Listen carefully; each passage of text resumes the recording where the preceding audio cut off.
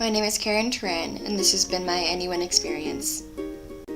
On March 19th, 2014, I was accepted into the Anyone program, which is a program that allows college freshmen to get a swift kick in the butt and enter the real world as a global citizen. My thirst for adventure overpowered my fear of doing my own laundry, and I chose Australia in the hopes of not only becoming independent, but also discovering the Australian secrets of why Vegemite was a thing. As shocked as I was to be sent 10,514.8 miles away from home, I knew that my family, my friends, and my high school experience had prepared me for this adventure. On July 26, my new home was on 24 Wakefield Street, right in the heart of Swinburne University. Swinburne's quirkiness reminded me of Northeastern. Every couple of weeks, Swinburne would either have a tiny petting zoo or a full-out carnival in the middle of the common. Since day one, I've devoted a lot of my time to exploring the most livable city in the world. Melbourne reminds me of Boston so much that it felt like home to me. The differences between them, though, are what makes Melbourne special. Many of the buildings have incredible architecture and style. Melbourne incorporates art into everything they do, even the streets. Closure Lane is one of the most creative things I have ever seen. After coming from America where street art is illegal, street art in Australia is accepted and even encouraged. Art just doesn't come on canvases here. It comes in the form of walls, mirrors, and even trees. Melbourne really is the most livable city in the world.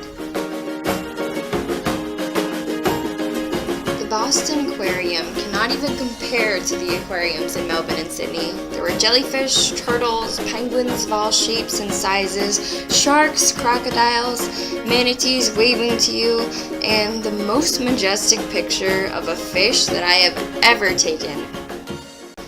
On September 13th, my friends and I decided to go to Cairns over spring break. After visiting Millymilla Falls and my pathetic attempt at a hair flip, we all went to the Great Barrier Reef. Since it was my first time scuba diving, I fell from the weight of my air tank and couldn't get up, not unlike the daily experience of a small turtle. My instructor took us by our arms and swam to the bottom of the ocean. I saw fish every color of the rainbow in all different shapes and sizes, living in harmony on the reef that they called home. I thought about how lucky I was to see such beautiful things so young, and how I would be one of the few people who get to experience the Great Barrier Reef in their lifetime.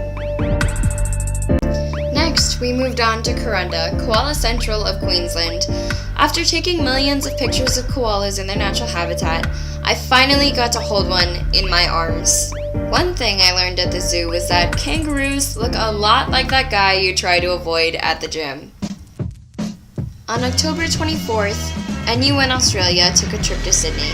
We saw Darling Harbour in all of its beauty, looked at the city from the tallest building in the Sydney Tower Eye, and finally had a chance to stop by the Sydney Opera House.